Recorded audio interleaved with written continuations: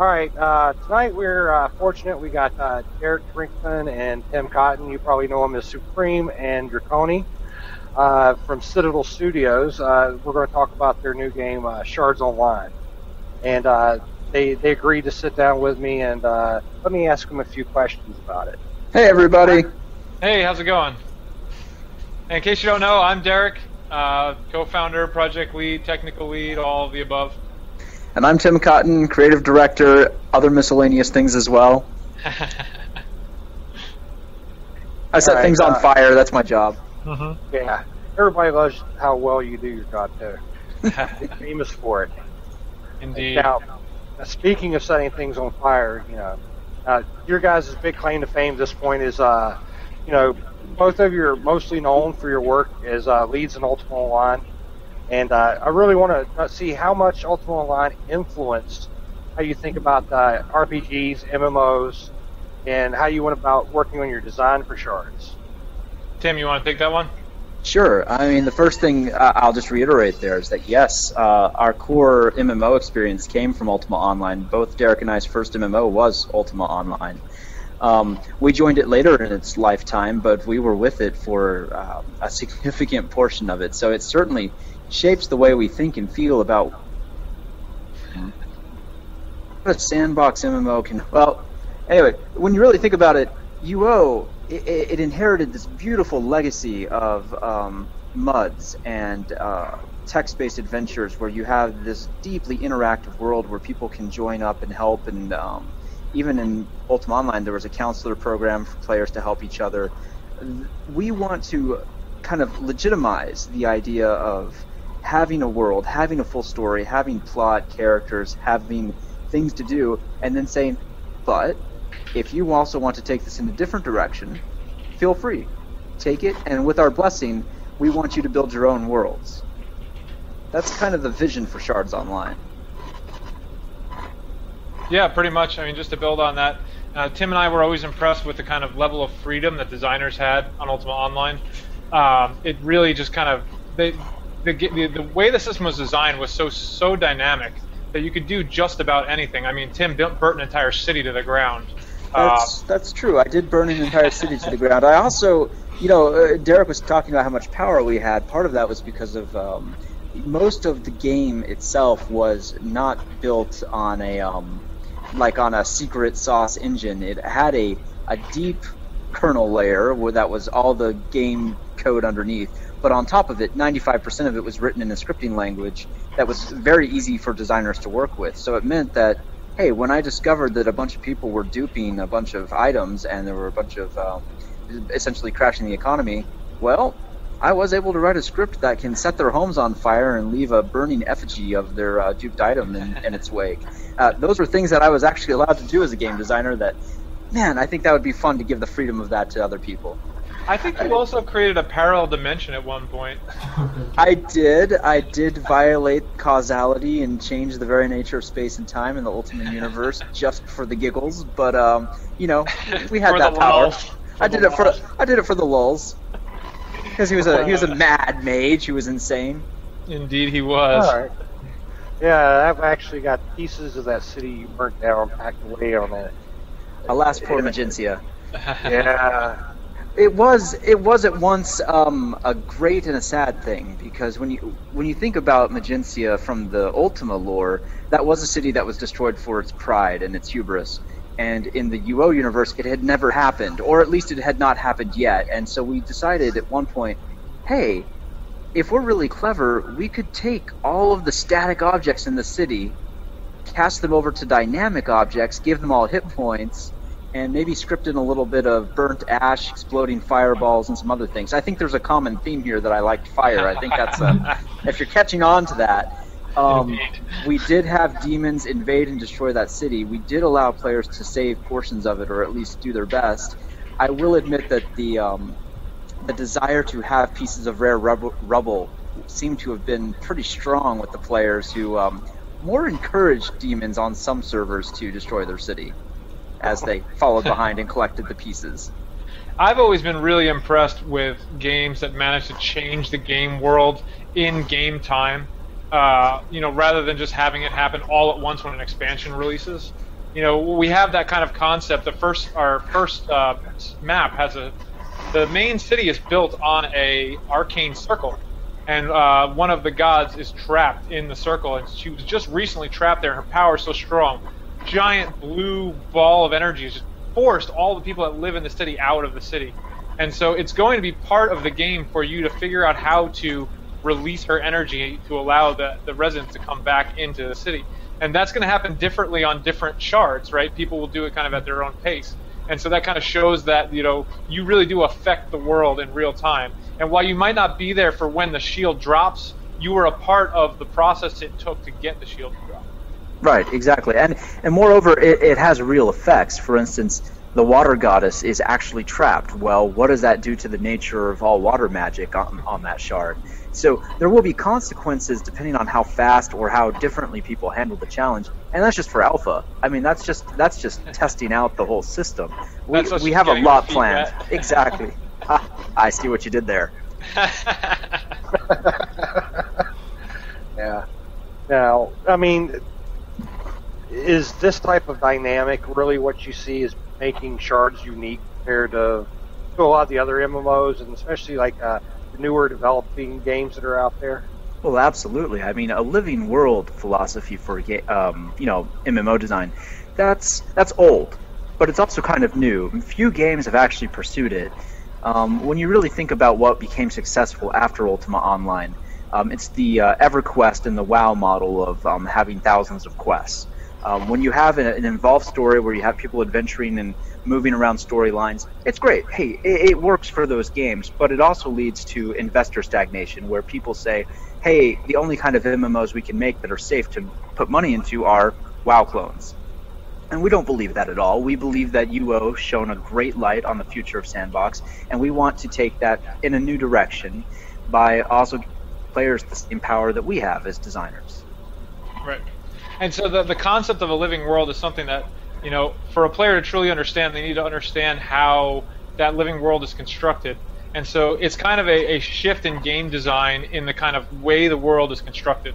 What we do is we create real objects that have real interactions with other objects. They're dynamic interactions. If someone happens and walks by, something happens, right? It's kind of that cause and effect of objects kind of interacting with each other. And that's all the way at the bottom level, and you build these layers on top of these interactions, and what you find is this kind of real living world where, even if there isn't a player around to see it, there are still things happening. The blacksmith still goes about his day and makes swords. That's true. I can prove actually makes a sound if it falls in our... He was saying he can prove that a tree makes a sound if it falls in our world. Great. Well, I'll reiterate. The great, like Derek said, we want to have things happen in real time. We love chaos theory. We love dynamical systems. We want this world to have unintended consequences and emergent behaviors. So what we do is we have the ability to edit the world at many layers. It's kind of like an onion. At the very top, if you want to just take an object and change its name or change its color, sure, you can do that. That's actually point and click. It's very easy to do. If you want to attach some behaviors to it, like turn it into an explosive trap, or you want to have it teleport you somewhere, sure, no problem. There's pre-made stuff for that. But if you want to get down in the nitty-gritty and code and change its very nature, yeah, we allow you to do that too. And then we allow you to publish that on your own shard and actually let your players play with it. Right. I mean, that really goes into what you guys were saying at the start, where how games that came out after Ultima went to what they call the theme park model.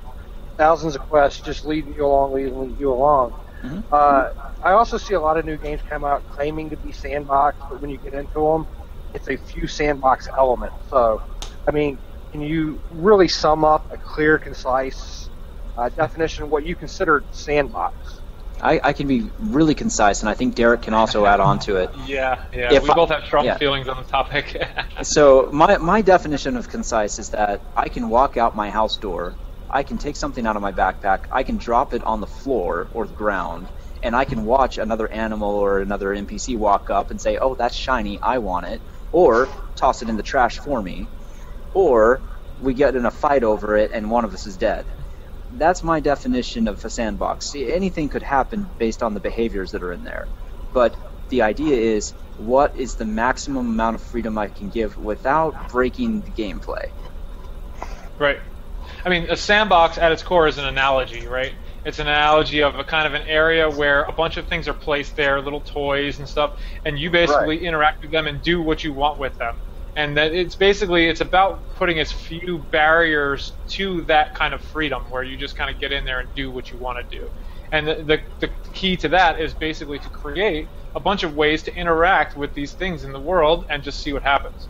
Now, games like Minecraft kind of changed the definition of sandbox in a way in a lot of people's minds, because people now attribute it to that kind of like carving out the ground and building things brick by brick.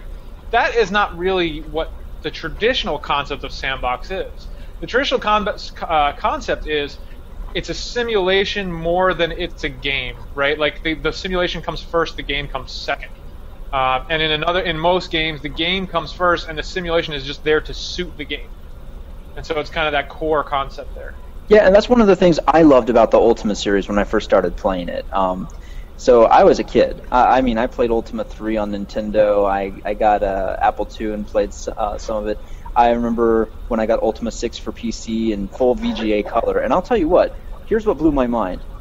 For the first 30 minutes, I stood there trying to figure out the commands in that game to open a door so I could leave the castle. I kid you not. It took me that long to figure out that I needed to use the door. But once I understood that there was a use command and that I could interact with other objects in there, I learned that, okay, you can open a door, or you can blow it up with a cannon. Again, a common theme here with me in violence, fiery violence. Or you can pick a lock, or you can do any number of things. You can attack the door with a sword, and if it's wooden, it'll actually take damage and eventually break. Ultima did a great job of approaching one problem in a whole multitude of ways, and that's what UO did, and that's what we're doing. We want to inherit the legacy of D&D, MUDs, UO, and say, hey, there's way more than one way of looking at this problem. That's a good way to say it. Yeah, I mean, by looking at your plans of the game being heavily modifiable by the users. Yeah. You know, where we can run our own servers. It's, really, you guys are making like the ultimate sandbox type thing. You know, it's every Game Geek's dream to be able to design and run their own game. You're putting all the tools right there in front of them. Right. Well, and here's one thing that's different about us. I think I've worked with a lot of middleware for MMOs. I've worked with several of the big names, and middleware is great if you have the experience to build a full game by yourself. And really, most people don't have the time or the energy or the money to do that. What you really want to have is a full game that you can bootstrap yourself up with and say, oh, I like these parts. Maybe I don't need this zone. Maybe I want to change the rules of combat here or there. Maybe I want permadeath. Maybe I don't. Maybe I want safe areas. Maybe I don't. Maybe I like the steampunk world and I don't like the high fantasy world. We want to give people a whole set of genres to play with, all interconnected in our own storyline, but they can work with at will. Right. All right. This seems to be something that plagues a lot of games, is the economy. Oh, yeah. Yeah, you know, I play a ton of different MMOs right now, and it's every single one of them, the economy is completely out of control. They all try to shoot for this player-driven economy, but they can't seem to keep it in check. You know, economies are hard. I don't think there's any question about that, right? If you look at EVE Online, they have traditionally employed an actual, like, true economist to help them encourage and manage their economy. I can't think of any other MMO that's actually gone to that level. I really can't. But if you think about an MMO or any kind of game's economy, leaving it purely to the players is not the greatest idea, even if we want it to be. Even if we want to give pure freedom to the players for the economics. In UO, during the pre-alpha, there was the whole idea originally of the resource-based system and a closed economy where X amount of gold was generated in the mountains, it was mined, it was turned into gold pieces, and if it was spent in the NPCs, it could return to mountain and become ore again. Same with iron, with shields and other things. But without any sense of decay, well, people just hoard that stuff and the economy crashed instantly. Then you have the inverse during beta and launch, where a single dupe bug at a server boundary means infinite gold, and then you've got no economics at all, right? Right. So there's a fine line for us where we want to, and I will admit this is something that Derek and I are probably going to approach Darwinistically and say, there may not be the one true economic solution. Instead, we're going to give you what our baseline economic solution is, with the ability to turn things on or off as needed so that you guys can discover for your worlds what works best for you. And whether that means having a kind of a hybrid closed system where you have a set amount of economic resources, or whether you have a very linear growth kind of gold generator that allows so much to be in at any given time, those are things that the shard admins themselves will be able to experiment with. And we will as well in our world. We have, of course, our own ideas about what makes a good economy function and rewarding, and that's going to be more of the UO style, but with far more security and constraints on preventing item duplication, gold duplication, and other bugs that just ruin everyone's day. All right. Yeah, I think there's many things. I could jump in real quickly and just say there are many things that plague in-game economies, but there's two in particular that are the biggest trouble. One is games are afraid to take items away from players because of the fact that players get attached to them. Now, if we had Bruce in here, he would talk to you for about an hour about how important item durability is, and making it so while you can repair things, they won't be repaired to their fully originally, fully operational state. Right. But basically, the idea behind that is there needs to be wear on items in order to keep the kind of engines of the economy going. That's one. The other one is inflation. Inflation happens. Okay, even in our real world, it's clear, right? The value of money now is not what it was worth 100 years ago, and so most game companies don't bother to account for that. When you kill a monster, a lot of monsters in games drop gold, right? When you kill a monster 5 years into the game's running, it drops the same amount of gold that it dropped when the game launched. Now, that doesn't make sense because that gold's not worth the same anymore. Exactly. So what you're doing is you're hamstringing your newbie players because now they're kind of stuck in this position where they are going through the same content that the older players are going through, but yet they're not getting the same reward. And so there's just kind of the two of the many problems that in-game economies face, but they're two solvable problems, right? You can handle the concept of inflation. While you do want ways to take gold out of the game, you're never gonna take as much gold out as gold comes in. Absolutely. There will be inflation, and you just need to find ways to account for it. But, and we both understand this, gold sinks are important, and we have many, many methods to add those said gold sinks into the economy. For sure. Taxes being one of them. If you have a house within the protection of guards, you can bet your butt you're going to be paying taxes on it. Taxes? Derek, you did not discuss this with me. How dare you? I am not represented. Oh, jeez. I need to go throw a tea party. Excuse me. Yes, can you throw tea off of a ship in Shards Online? Well, when we get ships, you will be able to. Fund our Kickstarter. We need ships. I'm going to hold you to that. All right. Let's see. Well, I got on my list of questions here. This is a fun interview because we're tackling real game design problems. I like that. Oh yeah. Yeah. Honestly, that's why I tried to put a lot of that stuff on the list because these are the things people really want to know. Mm-hmm. It's. I was gonna say, keep asking. We really want to tell you. Yeah. Yeah. You guys are looking at different types of rule sets. PvE, PvP, RP. Those are pretty much the standard being divided up amongst servers and MMOs these days. Mm-hmm. How are you guys looking at handling that? Are you going to by default do it, or is it going to be you got your cluster system? Is different shards in that cluster going to follow it, or different rule sets? I can answer this one a little bit. Yep. We've actually started to get away from the word cluster when we talk about it to people who are not really hooked on the idea yet, because it's a little confusing. When you talk about shards and clusters and servers and all that stuff, it gets complicated. So the easiest way to describe it is we needed to make the whole idea of running an MMO simple enough that any player can do it. The way we do it is by taking all the complicated bits and putting it behind a wall. Okay? And so all you run are the gameplay servers, which is like a Minecraft server. It's the simulation of a particular landmass. Okay? Everything else we take care of for you. And so all of the kind of character data, rule sets, and all that stuff kind of happens on our central servers, and all the crazy communication happens in there.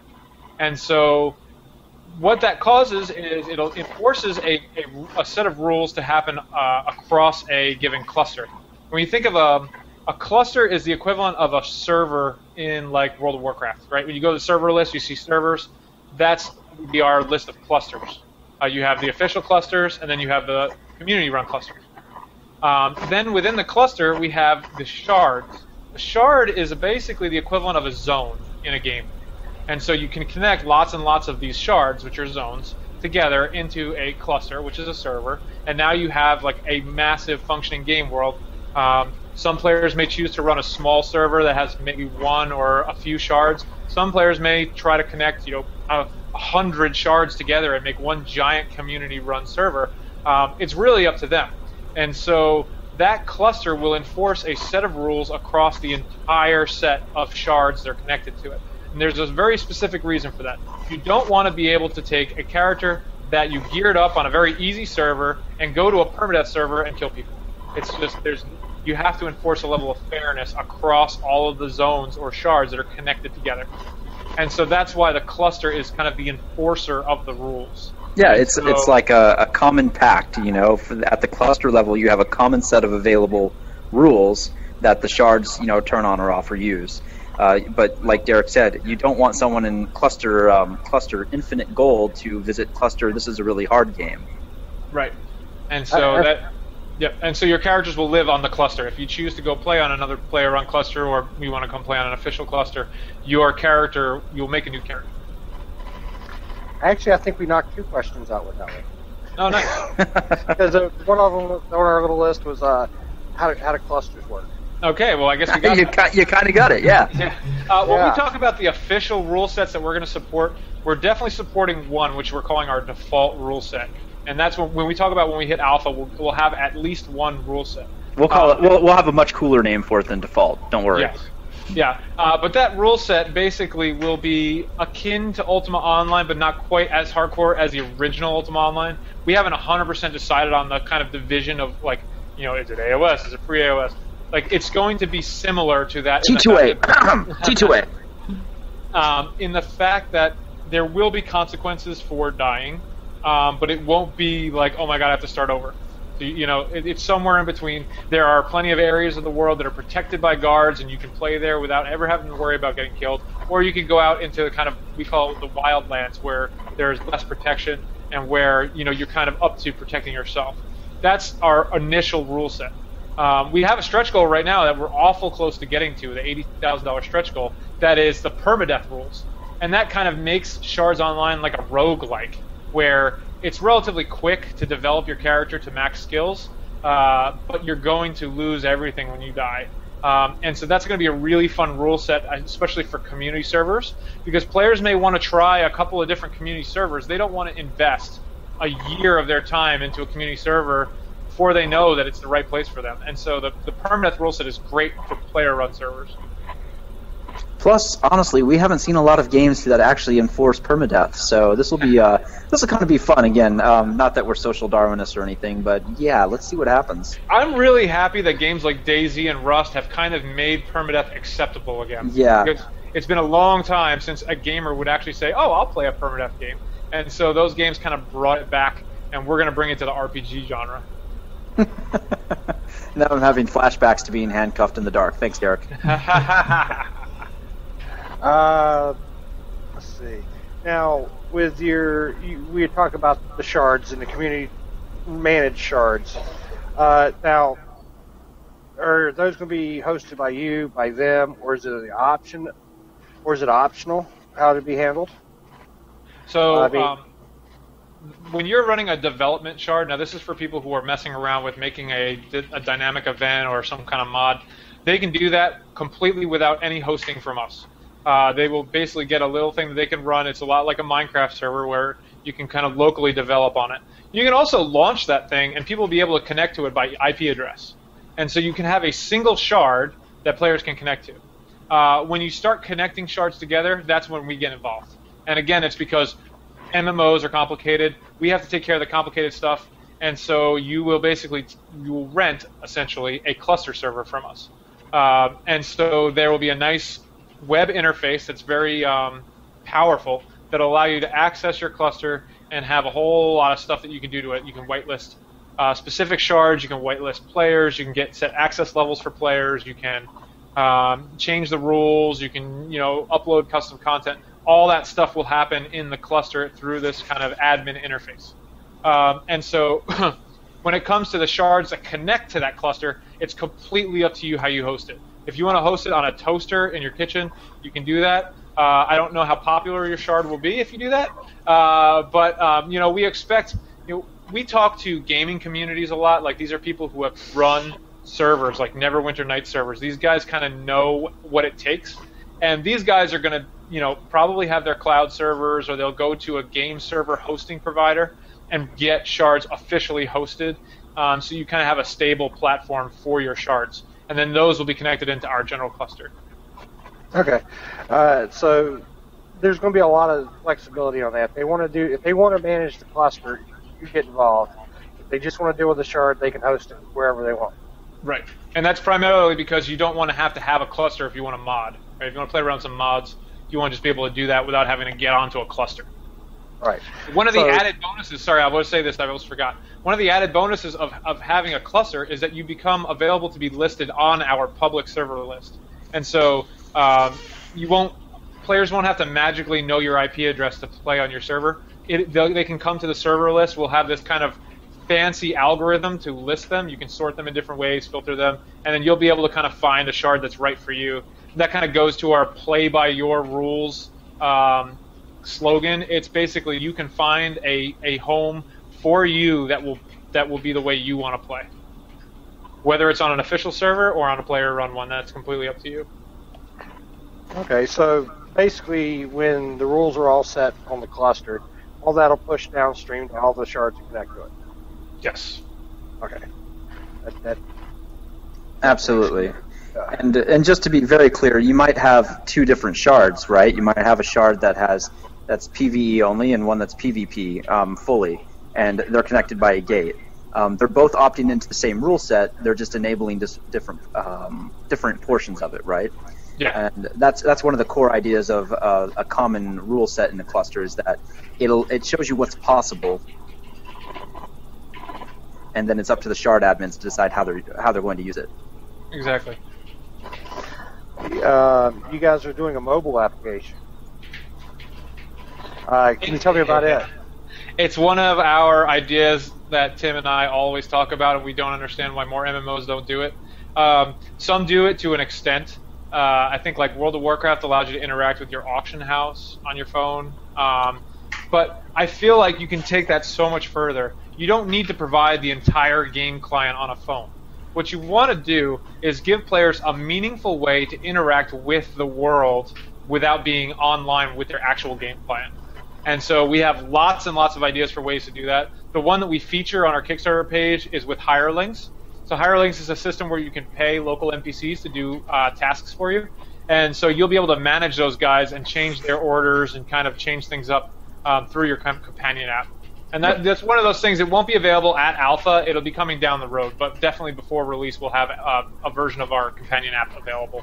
Yeah, I was going to say, and we've already prototyped it, and we're talking about when you hire an NPC, a hireling, it's not like it's just app only. You know, this guy actually gets up, walks around the world, does stuff for you, comes back and reports to you. Exactly. Yeah, I mean, if another player walks by him while he's chipping away at the mine, you'll see him doing it. You know? Yep. He's really there mining. So. That's actually pretty neat. Yeah, we may. I was gonna say we may accidentally invent Skynet. So apologies in advance. This was not intended. Now that I think about it. I have this vision in my mind of a scenario where, down the road we make it so you can actually attack guild halls, right? And so you have a portion of your hirelings that are set to protect your guild hall, right?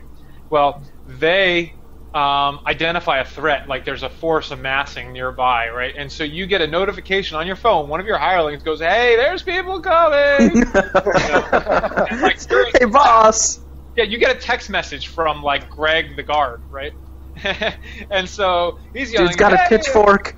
There's people coming." And you're in class, and you're like, "Well, I can't do anything about it, but I can quickly send more of my hirelings to go guard." So, like, sorry, blacksmith, I know you're not very good with a sword, but you're going to go help out here. And so you can send your other hirelings off and set them to guard with the guards. And so that, like, in my mind, that's like that concept that, like, in your mind, you're technically always playing Shards Online. It's just whether you actually have a full client in front of you. But, yeah, and especially good news, we're not going to charge you money to do that. We're not going to say, hey, you can save your guild hall and inform all your people for 50 PowerPoints or whatever. Yeah. We're not interested in that. I really am talking, like, huge vision stuff. Like, we fully intend to go that far with it. But it's definitely going to be, a process. Yeah. It's not like all of a sudden in Alpha 1 you can, a guard sends you a text message. Yeah. And, I wouldn't want that to happen in class anyway, because, I got this professor, every time someone's on their phone in class, he's like, no student ever looks at their crotch and smiles.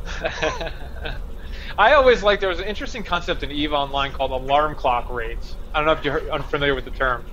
But basically they have an interesting system for taking over player-owned stations, where a shield goes up, and that shield has a timer on it, and so it's going to go down at a specific time. The whole guild knows when it's going to go down, and that's when it's vulnerable to attack. And sometimes that shield happens to go down at like 4 or 5 in the morning.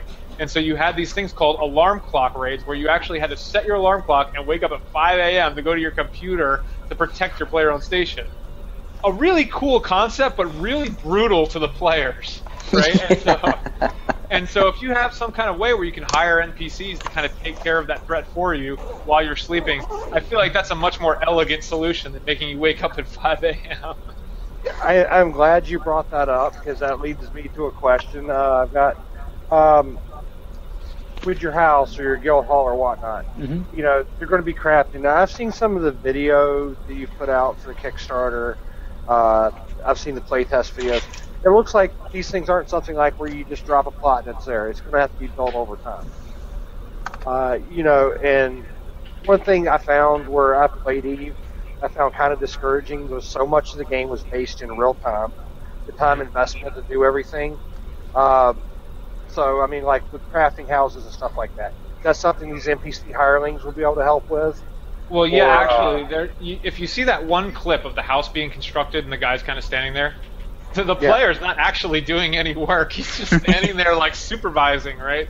Like, the guys that are doing the work of constructing the house, he hired them to do that for him. And so, yeah, like, that's the idea. You save up your pennies so you don't have to sit there and hammer away at your house.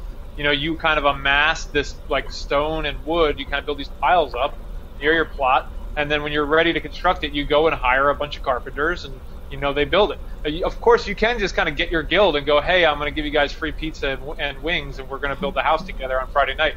That's an option too. Maybe you don't have a big guild, so you might have to rely on hired NPCs to do it. And so that kind of, it's one of those ways that you can help you. If you want to be a loner, you can if that's your choice. Absolutely, and hey, just like real life, if you actually sit there and stare at your workers, they'll probably work just a little bit harder so you stop staring at them, because it's weird. I actually thought that was one of the funniest things about that clip. I was like, I wonder how many people will pick up on the fact that the player is not actually doing anything. Well, we picked up on the cursing bear. Yeah. He's a great bear. Yeah. Was that Bruce in disguise? That's what somebody said. That's funny. No, it was an actual tame bear. It was just coded to do that. Yeah. We have a lot of weird code. Well, we got to live up to cow tipping and llamas. Come on, there's some weird stuff in the games that we love. Yeah. I mean, let's see what else I got here. Since we're, I know, there's a few people I know me personally. This one's one for me personally. Thieves in the game. You know, Yes. every game calls them thieves, and what they do is they get a backstab bonus. Oh, no, you no. know. No, you can steal Yeah. things. You Yeah. can steal things. Don't get caught, you'll get executed, but, you know, that's a hanging offense. I kind of wish Bruce was here for that one because he will talk your ear off about it. There's a really interesting thread on the forums about it, and Bruce got into cutting off fingers when you get caught, and I was just like, oh my god, we're so screwed. But yeah, It's like we're getting pretty deep there, but let's just go for the yes. Can you snoop in a backpack? Yes. Can you steal things out of someone's backpack? Yes. Under what rules and conditions? That's the game design portion where it's like in-town rules are different from outside town rules. So yeah. We'll get there. Yeah. It really is kind of one of those things where it is always in flux. I think it's an important thing to mention that, you know, we are extremely responsive to our fans. Like, one of the examples is when we went into this project, we were like, we're going to have a fixed camera. You know, we can't be rotating the camera. It just has to be at a specific angle. And the biggest request we got, I can't tell you how many times people were like, why can't I rotate the camera? And we said, okay, you know, we did some research, we looked into it, we decided we could pull it off, and we made it happen. And it's kind of the same thing with thieving. You know, if our implementation of thieving does not appeal to the majority of players, we'll work on it until it does. And so, but there's that difficult bit of being a designer there, where you can't necessarily fall to the vocal minority. You need to understand what the majority of your players want, not just the ones that are speaking up. And so you have to have a lot of innovative ways to find out, because the people on your forums that are screaming about it are not necessarily indicative of the main group of players. So That's the most important thing to understand ever, is that the people who call in to do a news poll and tell you who they like the best are the most opinionated people, and that carries on into design of games as well. Derek hit it right on the head. We have to listen to the minority. We have to understand what the real majority is. But equally, many people just don't know what they want until they actually are playing with it. Mm-hmm. You know, you can think that you want something until you're handed something perhaps surprisingly different, and it turns out that was an even better solution. Go ahead. I just thought you were done. Go ahead. No, that's okay. But that's one of the powers of Shards, is that we will have what we think is the best thing moving forward, and if it's accepted by the majority, fantastic, and if it's good gameplay, great. And then if some people don't like it, or some people say, hey, I want to just tweak it and change it on my shard, that's the whole point. One of our most valuable assets when we were on the UO team was TC1. That was our main test center, where we could kind of prototype things and play with them. That is just so important. You know, Tim's point too, they don't know what they want until they have it. It really is like kind of a key in getting to what the players want. And so we'll definitely have a test center type environment where we will have our kind of core group that's going to help us work these things out and test them and try them. We'll have scheduled tests on that server to be like, hey, we're prototyping a new system, come check it out. And those are really, that's the kind of best way to figure out what players want. And you still, forum feedback is valuable. You just need to learn how to read between the lines when it comes to that stuff. Well, I can talk about one thing. I want to talk about our goals on Kickstarter. And it's one thing that I think a lot of people need to understand, is that our initial goal of 50,000 is just as important as our stretch goals. And so, you know, when we kind of came back to Kickstarter, we had to do a lot of soul searching. And what I mean by that is not really like we, you know, took peyote and went into the woods. We actually like looked at our plan and we said, okay, people define alpha differently. What is alpha for us? Okay? And so what we decided alpha was the first truly playable game. And what I mean by that is we have a playable game right now. Our pre-alpha is a blast, especially for the kind of core group that really loves what we're doing. But it's limited, okay? It only has maybe 2 hours of stuff before you've kind of seen everything at least once. Well, it's pretty tiny. The idea for our first alpha is a replayable playable game. What I mean by that is there's lots and lots of dynamic content that's going to keep you interested and keep you playing while we're finishing the game. You know, and so that was where we started. We said, okay, what do we need to make that happen? Well, there's a lot of kind of core systems like housing, crafting, little bits and stuff.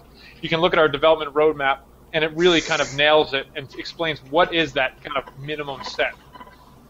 Now, that being said, that's the 50,000 we've raised plus the 50,000 from friends and family that are helping us out to get to the 100 we needed to get to Alpha 1. Yep. Now, what did the stretch goals do for us? They get us more stuff. And so there's a lot of reasons why more stuff is more important, but the single most important reason is our Alpha 1 build is what we show to the world. Okay, Kickstarter is a different audience from the world. And so when we launch our Alpha 1 build and we really start pushing this thing, that's where we go, this is the game that everybody wants to play. What that means is the more features we cram into that Alpha build, the better we're going to have, that offering that we're going to have to give to the world and say, look, this is what you need, it's going to be that much better. And so that kind of gets to that core. There are a lot of games out there when they put their stretch goals up, they promise things for release, right, which is like 2 years away, and it's stuff they were probably going to put in the game anyway. We didn't want to go that approach. What we wanted to do is say, okay, every dollar raised beyond our goal is going to make our Alpha build that much better, and that gives us that the success of our product and how much fun it's going to be right off the bat is just amplified. Now, I've got a good one for Tim. All right. Go for it. All right. When me or Ryan or somebody else are running their own shard, Mm-hmm. and we go into the God mode, how much chaos are we going to be able to create? Infinite chaos. Are you kidding me? We're talking everything from butterfly effect and tsunamis to, you can just, if you need to hit the button to cause Armageddon, you can cause Armageddon. I will expand on that a little bit because the rules dictate how much power the gods have. Okay, and so when you kind of run with our default rule set, the gods do kind of have unlimited power, but you can designate multiple levels of access. Okay, so in our default rules, we have immortals, we have demigods, and then we have gods. And so based on which access level your particular character has determines how much power you have. And so when you take that to the level of player-run servers, they can kind of specify that. They can even add additional levels. Like if they want something in between immortal and demigod, they can add another level in there. And so they really have the ability to kind of fine-tune that and decide how much power each level of immortality has. And I think that's kind of important to understand. And I'll agree with you. And even though you've dampened my spirits of destruction, it is true. When you really think about what makes any kind of player-run server great, it's a responsive community, good management. It's people who care about the game that they've built and aren't just abusing their privileges. Right? Just because we can hand you the big shiny red button doesn't mean it should be used. On the other hand, we can allow you, just like Derek said, to help delegate those powers, assign them to people, and also be able to responsibly have oversight over them, so you know what they've been doing with those powers. Yeah, I think it's really important to have those levels of management almost, right? Because let's say you're a large player community. Let's say you're Reddit.com. You have a Reddit server, and you're connecting, 100 shards together. You're going to need a lot of people to help moderate and kind of run this world. And so you'll be able to kind of have this hierarchy of people that, with increasing power as you go up the chain, to kind of keep those checks and balances in place. If one person is abusing the power, somebody else is going to report them. And so that's kind of one of those really important concepts. Like, I think, games like Rust and DayZ have proven that while there is the possibility for corruption with admins, it doesn't ruin the game. Those games are still hugely popular. And the reason why is because those servers with the corrupt admins don't get players. It's very easy to find an active server with an active admin base in one of those games if you spend maybe 5 minutes kind of looking for it, right? And the same kind of concept is going to happen in Shards Online. And we take it to the next level by even trying to rank those servers for you. While our system may not be perfect, it'll be a lot better than closing your eyes and picking a server. Like Derek said, we've got the patent pending algorithm. Yeah. Everybody loves algorithms. And player reviews, obviously. Yeah. Speaking of algorithms, why the choice of language for scripting that you guys picked? That's a great question. Again, Derek's probably going to take more on this. Yeah, I also think it's important to understand the simplistic nature of Lua. I am a big fan of simplicity. It's kind of one of our driving principles when we're developing is keep it simple, stupid. We kind of, eventually I'm going to get that put in a giant sign on the wall because it really is one of the most important things in order for things to work smoothly is that it's as simple as it can possibly be. And Lua, as a scripting language, is one of the simplest things out there. It's extremely dynamic in the sense that you can easily reload entire Lua environments without having to restart anything. And so it allows you to kind of make changes on the fly, and you don't have to constantly restart your server.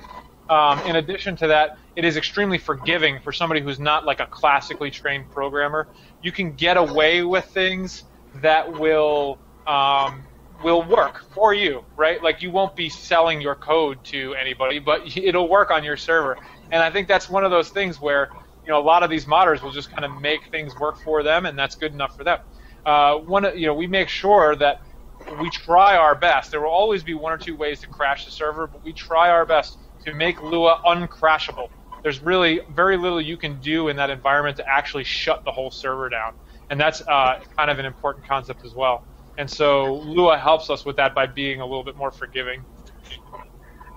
Now, the majority of the people that will be getting involved with the modding and scripting are most likely not going to be, professionally trained, classically trained, however you want to refer to it, as programmers.